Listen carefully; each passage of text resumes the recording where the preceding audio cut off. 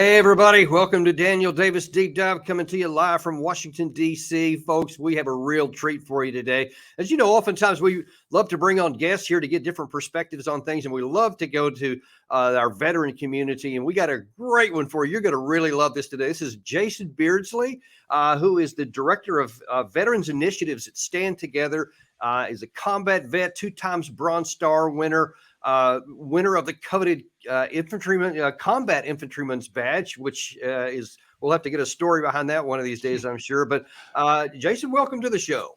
Hey, thanks so much for having me. It's an honor to be here, and I appreciate everything you've done in the public space to really help craft the policy that's more tied to the constituents, tied to the veterans. So let's do it. I'm excited. This is going to be great. And if you could, just a little bit, kind of tell us what Veterans Initiatives that Stand Together even is, because some of our folks aren't familiar with that group.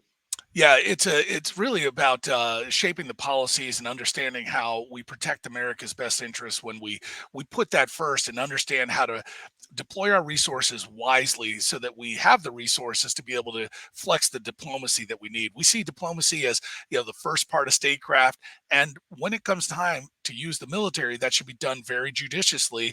And when it's done judiciously and we have accountability, we have a much more I'll call it respectful foreign policy. So the veterans initiatives inside this sort of group also talks about how those issues are second and third order effects when you come back from combat, through veterans health care and the crises we see on our own streets, with veterans kind of dealing with the burdens that were given to them through this process of going to war, coming back home, having difficulty transitioning. So it's really the whole picture of how do we do this smartly so that we empower not just veterans, but constituents and others who are tied to the American cause, empower them to be the most successful they can. We think that comes through wisdom, some judiciousness, and a healthy respect for the dignity of everyone. That's awesome, man. Obviously, we're a big endorsement of that, and are grateful to have you on today.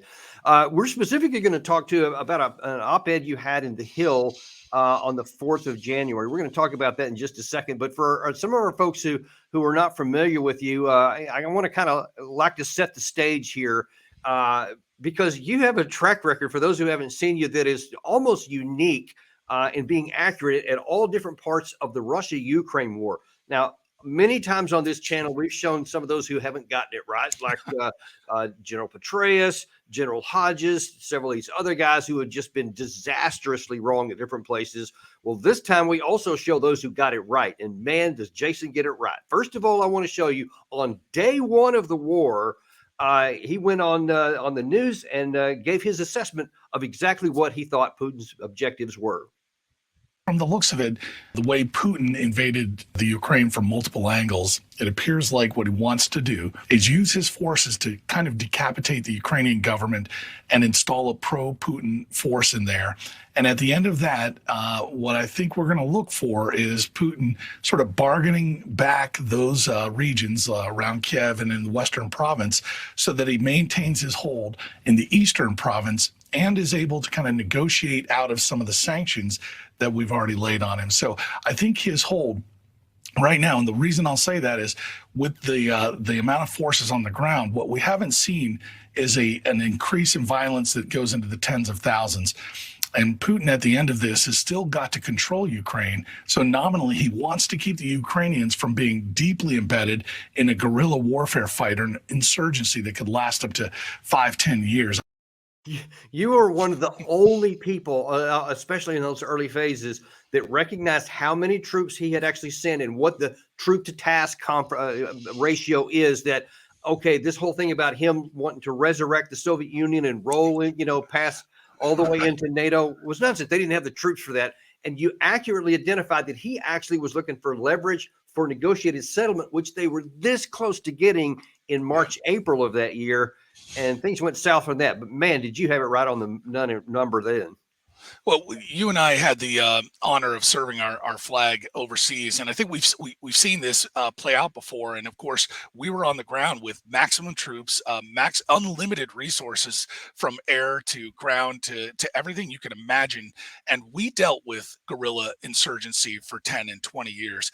And also, in our effort to decapitate the leadership, we managed to do that to some degree, and then dealt with the consequences for, again, the next 18, 20 years. So it was just looking at the numbers. A lot of people just do math when they talk about war without understanding the spirit of man. The Revolutionary Yeah. War was not a math war. Right. Neither are so many others. And so math doesn't get you there. And I heard a lot of pundits and generals and others talking about the math. If we do this many troops or this much in armaments or whatever, but no American soldier in Iraq ever lacked resources. I mean, there were times when the resources were questionable, but we had on-call fire, air power, artillery, Right. special operations. We had the whole thing. And so I was reflecting on our own personal experience in a modern war context and recognized that a lot of people that can see through that would not have estimated Putin to do much more than what we just talked about. Yeah, and unfortunately, most of the analysis was purely based on emotion and an existing hatred of Russia, which we'll touch on in just a second. Then, at about the 1 year mark, when most analysts were super pro on the Ukraine side because they had just forced Russia out of Kherson City, they had just recaptured that big swath of land around Kharkiv. Everybody was now talking about, yeah, man, General Hodges, we'll just pick on him again. He was saying, yep, Crimea, it's done by the summer, definitely on the done. You, on the other hand, had a little bit more sober view. And in January of that year before the offensive, you had this to say. It really doesn't have an end in sight. And I think it's important to point out that both sides in this conflict are unable to achieve their maximal objectives. And what does that look like for Russia? Control of the western Ukraine. For Ukraine, it looks like taking back Crimea and the Donetsk and Luhansk province, when those are really unlikely. And so what you're looking at is we're going to see more of this type of tragedy if we don't look for an off-ramp. And that's where I think the administration of the United States has to be very careful and very helpful in subtly behind the scenes working towards convincing the parties at bay that off-ramp is our best chance of not continuing this for 10 years. Jason, it is anguishing me to listen to that in the context of when it came in, because there were still so many tens of thousands of Ukrainian men who were alive at the time who aren't now. And if we had only done that and said, hey, don't get heady and think because they had some successes there that's going to translate into successes, in the summer. There's a reason why they succeeded then, and there was a reason why they weren't going to succeed then. And if we had listened to what you said and sought an off-ramp and a negotiated settlement then, this war could be over now, and they could be in the process of rebuilding, and people would still be alive today. Yeah, Colonel, that's the human tragedy here, and we're aware of it again from ground combat. And the Ukrainian military was not a professionalized military at the extent necessary to do heavy combat offensive operations in another region. And look, I talked with Ukrainians who have very connected roles inside the leadership there from the very outset, and the ground situation did not look like what a lot of our analysts painted. There was a long-term sort of settling in of the hearts of the eastern provinces that they were essentially by proxy Russian. This was not because they were anti-Ukrainian. It was just a matter of dealing with reality. So a long time ago, they kind of lost the heart of that. So when they were getting ready to kind of fight back for that terrain, this was about putting soldiers who were untrained up against a very, at least, let's call it bountiful military force. Yeah, Whether Russia was great at that or not doesn't matter, because that's when you really have to take the offensive. And that's a tough, tough fight. The 3-to-1 ratio we're so familiar with. So I thought this was easy to see, which made me very suspicious about a lot of the motives, as you called it, emotional wish casting about how they could win and how this was going to be easy. Combat is not easy, and it's folks like us that actually know that. So this was tough for me. Yeah, and it still is, and it got even tougher later in the year when they got into this offensive operation. And then again, you still had people, Petraeus, one of the big ones, that continued to say in July, nope, this is still going on. It's a little early, so don't get looking down at it. Things are still going to be working out okay. But you, on the other hand, advocated again for negotiations. They've got to work for every solution possible to unify their command and ensure that they can bring force against the Russians in sort of a combined arms conflict. But again, they haven't shown any ability to do that over the last 2 years. They've mostly been in the defensive posture. So going on offense takes a lot more, and it's going to be very difficult for Ukraine to gain more before the actual negotiations begin. And you're so diplomatic about it too. I sometimes have a hard time containing my emotions because you were exactly right for all the fundamental reasons, and you were so diplomatic in how you were laying that out there. But again, it was right. And just imagine if we had said, now it's time to start doing negotiations. Oh, But instead, we just said no. And to this day, now into 2024, we're still trying to say, no, let's give them everything they need so that they can lose more men. I don't know what we're trying to do now. the American public is wonderful. They support our military. They support the cause of America, and they believe in our efficacy.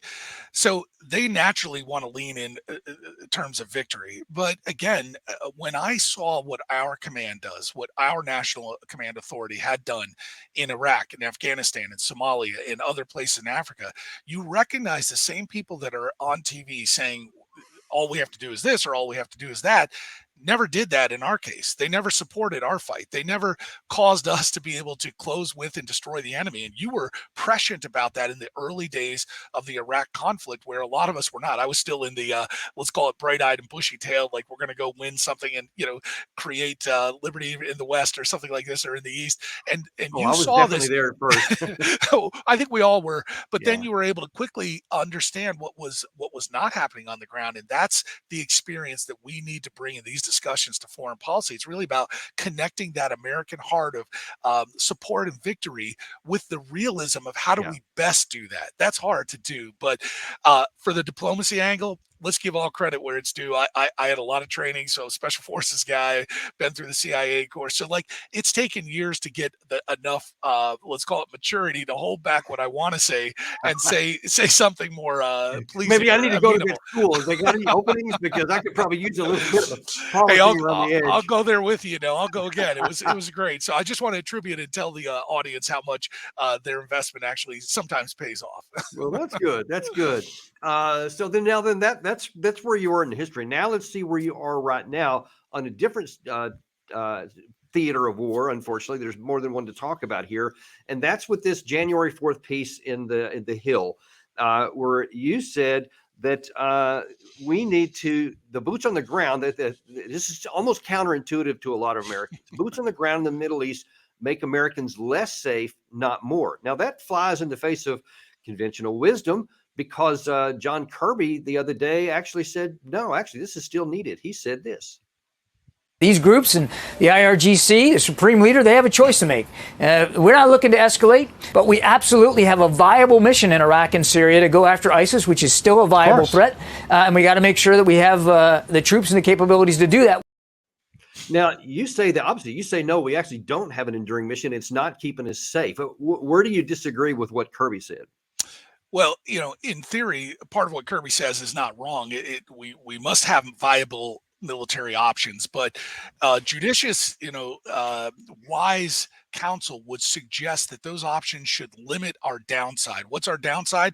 Risk of harm to individuals on the ground. I've been on these FOBs, these sort of forward locations. I've been a singleton out in the middle of these hostile territories. And what happens is you become a target when people know you're there, and you don't have the resources to command a reaction that is sufficient to defend your position. That's why, having flexibility like naval forces or air assets in theater is actually more you get more nimbleness, you get more prowess. You have the ability to float tons of steel up the coast of somebody's country to say, hey, just in case you forgot, we've got tons of diplomacy we can send down range in a Right. heartbeat, versus having hundreds of men defending a position in the middle of hostile terrain. Like no military commander would ever see that as a winning solution.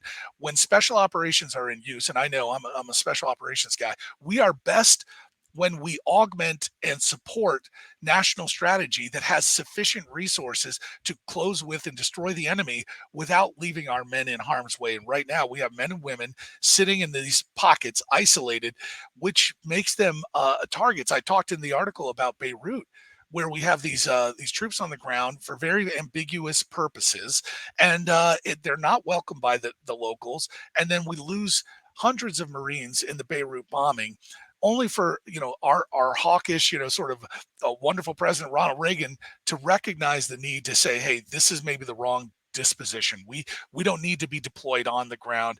That's why we have a Navy. That's why we have an Air Force. And it's remarkable that people have forgotten how naval Yeah. powers actually operate in the world. And you know, I love that symbol because a lot of people love to say, you know, oh, Reagan, yeah, he was always, you know, throwing heat and you know, using military force. And I'm like, yeah, he's also the one that was the smart one. And instead of deepening our mistake and our disaster in Beirut, he actually withdrew our troops. And what happened? Crickets. Our interests were not harmed. The place didn't fall apart. There wasn't some vacuum that, you know, I don't know, the Soviet Union came and swept into. It just continued on the way it had been centuries before that in our interest, and we cut off our risk that we took. And I think that's a real important point to bring out there. One of the other things that really stood out to me, rereading this again this morning, as of the time you wrote that, you said that there had been 73 near misses on the ground of our troops, which is why, you know, we warn on this channel all the time that we don't want to have to say when there's a casualty that's, you know, American gets killed, then there's going to be more pressure to expand the war, not to cut it down, and that we should withdraw. But since that was published, right now, I think, Gary, if you can throw that graphic up there that we got off Fox News there, it's now up somewhere around 118. So it continues to go up. And it just seems to me, Jason, that we're just rolling the dice and wondering when an American is going to be killed. You put in there, you said our troops should not be bait. I wonder if you can expand on that a little bit. Yeah, it's sad to see that, and the map really demonstrates by bait. It really does mean isolated pockets of American interest. And if you're on the other side, if you're a bad guy, if you're a terrorist, scoring a hit on U.S. forces it's one of their number one priorities. Go back to the USS Cole in Yemen, go back to the embassies in Africa, go back to anything. Our embassy in Tehran. So always taking out a symbol of the United States prowess is a big deal for our enemies. So now we've essentially located these symbols and dispersed them in such a way that if you were Iranian Revolutionary Guards Quds Force, all you have to do is sit back and wait your time, wait for the right window, keep hitting these targets. It's harassment and interdiction, or it's the same kind of warfare that we were fighting to some degree successfully in Vietnam, but we didn't have necessarily the top level strategy. So harassing and interdicting in the rear lines is a difficult thing, and it has to be laid together with a combined arms strategy. We have not done that. So what we have are special operations forces doing little raids, little harassment, little interdiction from time to time, not able to score a big blow because that's not the resources we've deployed there. We've deployed an augment, a supplementary type of resources. Yeah. So for Kirby to sit back and think, and he's a Navy guy, I think, right? I think he's So to bypass the entire echelon of U.S.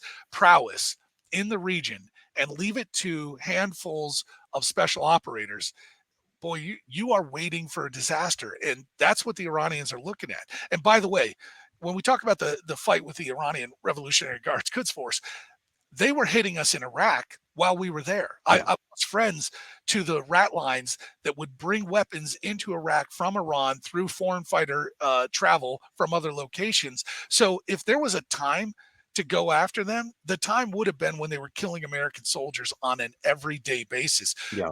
Nobody thought that was worth it. So we really have to go back and say, well, why is it worth it now?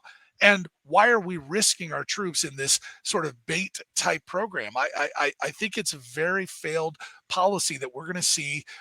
We're going to see the downsides to that. And that's the unfortunate thing. The American people don't need to have soldiers sent back home in coffins, but that's what we're waiting for. Yeah. Gary, throw that map back up there, if you would, please. You kind of along to your point there. You see look in the upper left-hand corner in the Syria part there, you see there's a number of Al-Tanf garrison, Tal al-Baider, El-Shaddai, et cetera. Several of these places, those are just dots on the map. And Jason, I've been out there too. I was in a very isolated base right on the Iran-Iraq border in 2009 when I was training in Iraqi border battalion. And I know what it's like to be isolated there. Most of my time was spent in force protection. So we were spending more time protecting ourselves than we were doing anything on the ground. And, you know, it's trying to say that it's an active counter ISIS mission, that we're there to actually get rid of ISIS, is like saying, hey, you know what? I'm going to drain this swimming pool on a rainy day with an eyedropper. Yeah, every time you put that eyedropper in there, you pull some water out, but it's raining and you'll never get enough and you could never take out. That's what I think our troops are doing there. And you just touched on that, yeah, we have a lot of missions. And I bet that like 90% of every tactical mission those guys are sent on are successful, but strategically it's meaningless. So why do we want to risk American lives for something that has no impact on our strategic outcome?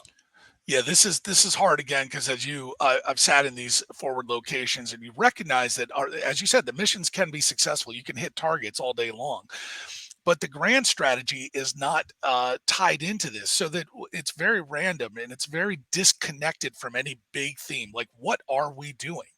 The ambiguity of saying, well, we're countering ISIS is it's sort of disingenuous to the service member, because countering ISIS doesn't have a scope, a scale, a timeline, an endpoint, an objective, a win. And this is what we got with Iraq. That's 20 years. It's what we That's got with such a great Afghanistan. point. That's 20 years. So when you hand soldiers difficult missions in proximity to violence without a clear objective, that is not That's such a great respectful of point. the use of American power. And we're very good. We're going to go every day. Like, I'd raise my hand and go again if you ask me.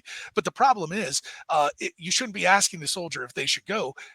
We should be asking the American people, should we go and why? And so when you look at these isolated camps, you look at those missions that they're handed, if they're not tied to a nested national strategy that the American people understand. I'm not talking about Wall Street investors, and I'm not talking about K Street Yeah. lobbyists. I'm talking about the guys in Wisconsin and Ohio, farmers, people that are trying to eke out a living should know, hey, the reason we're there is X, Y, and Z, and we will know we've won when, whatever, A, B, and C.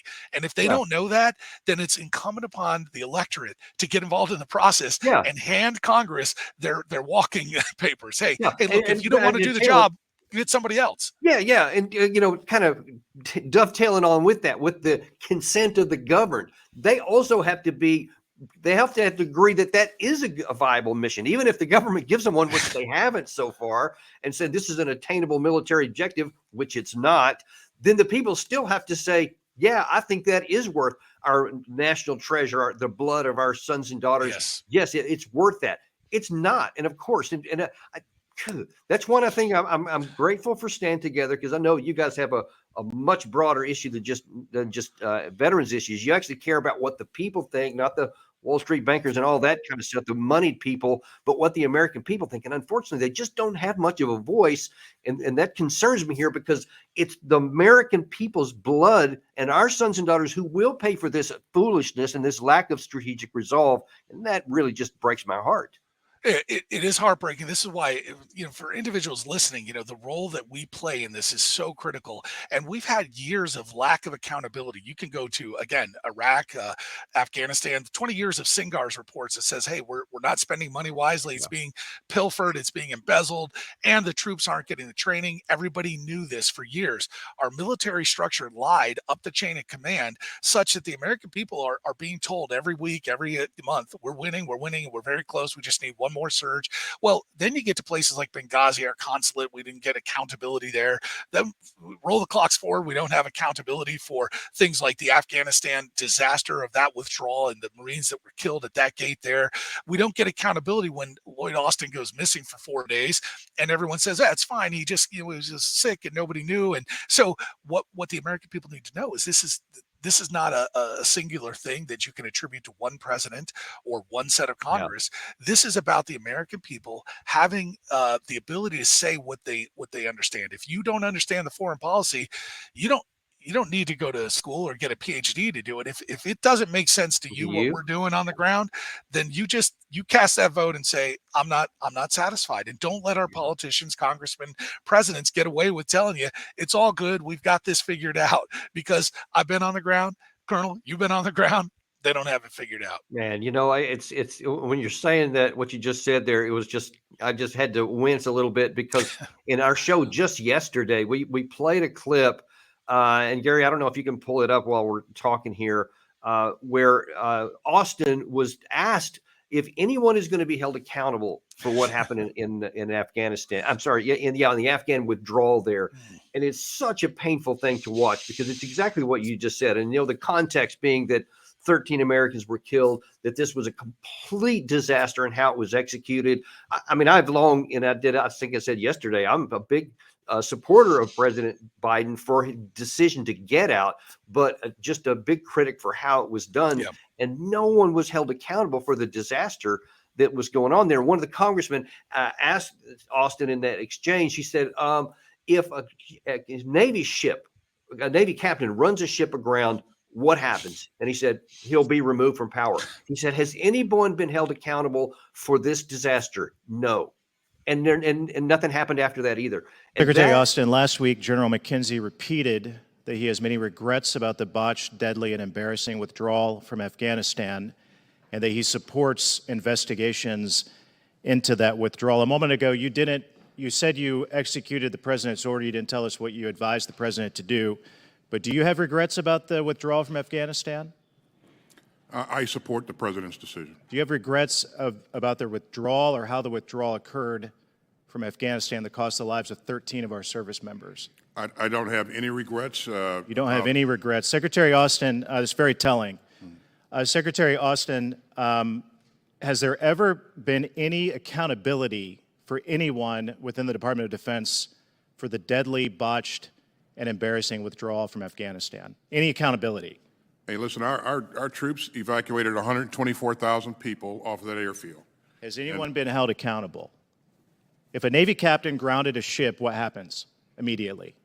Typically, that captain is removed. That captain is removed. Has anyone been held accountable for what happened in Afghanistan? To my knowledge, no. To my knowledge, no. And now then, that was in I think March 2023. And now then you have, like you just mentioned here, himself going AWOL, not telling the president of the United States, not telling his deputy. And for 48 hours, nobody even knew that we didn't have an operating Secretary of Defense. And what does the White House say? We still stand behind Secretary Austin and the great leadership he shows. Ergo, nothing's going to change. Well, I'll give the White House credit. If the American people aren't up in arms, in other words, they're not pressing on their congressmen. Notice how when we get to these positions, we always get the congressional hearing and some whip smart congressman gets up there and asks some stinger question. And it's a little embarrassing. Everyone's like, oh, wow, Lloyd Austin said it doesn't matter. Or Hillary Clinton said, what difference does it make? And what do we get from that? What do the American people get? What does the constituent get? They get nothing. And so the Congress has a role, and they're supposed to be able to hold the executive branch accountable.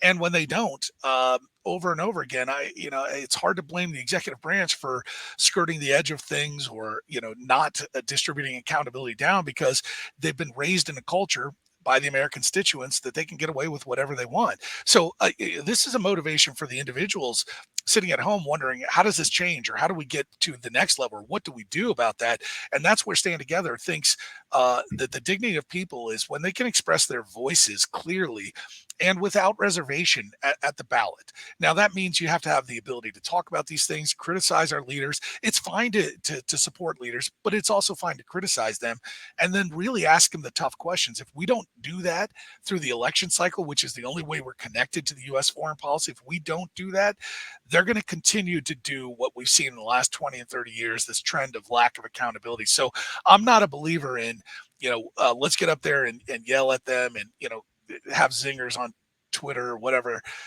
I'm interested in a couple of congressmen taking their roles seriously. I think somebody filed for or intended to file for articles of impeachment today. Okay, I'm not saying he ought to be impeached or should be, but let's at least ask the questions. Yeah. And then if America wants transparency and leadership, the way to do it is to demand it. And don't think they're going to do it on their own, because they're very happy holding a press conference, holding a hearing, walking back to their districts and running for the next election cycle. And I'm not mad at that. You can't be. We are the constituents. The founders gave us a republic, which meant that we have to, as you said, consent to be governed in the way that we intend. And if our consent doesn't put on them an emphasis like, hey, you need to get your house in order, pass a budget, audit the Defense Department, any of these natural things that we expect, then we have the right, but also the onus to hold them accountable. If we don't do that, I just want to confirm for the audience, you're going to see more shenanigans all the way down the road. Somebody should tell the truth. Also, another piece of that, though, is that we need good people to run for office so that we have an option. Because too many times, Jason, at least from my view, it's like the people, we can go and vote, and if this guy doesn't do the right thing, we'll bring this gal over here in. But if we don't have a good gal to go to, and there's just not a good person, then we're up a creek without a paddle, so to speak. So we need more good people to run. And I advocate anyone listening here, if you're fed up with this, go run, man. Do whatever you can somewhere. Well, I don't like to take umbrage or push back a little bit, but I have to in this council. Let's take the counsel of our history and our wise founders.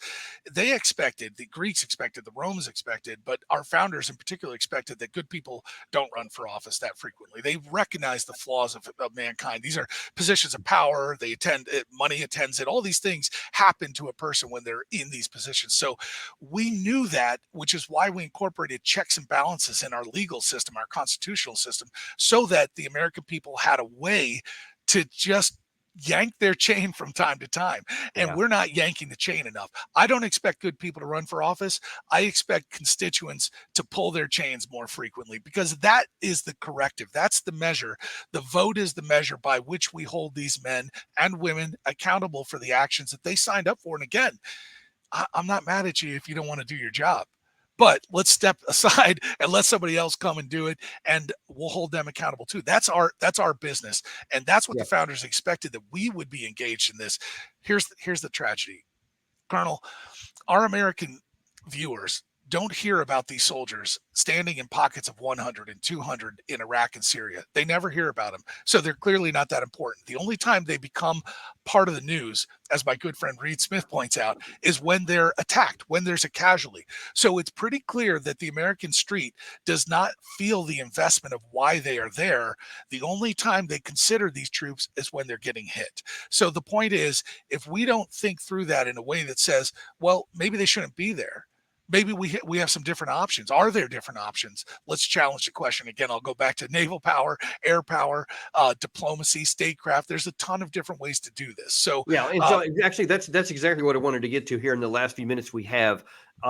If President Biden were actually watching this show, and we really hope he is, hi if you are, and he's like, man, this Jason guy, he's got it going on.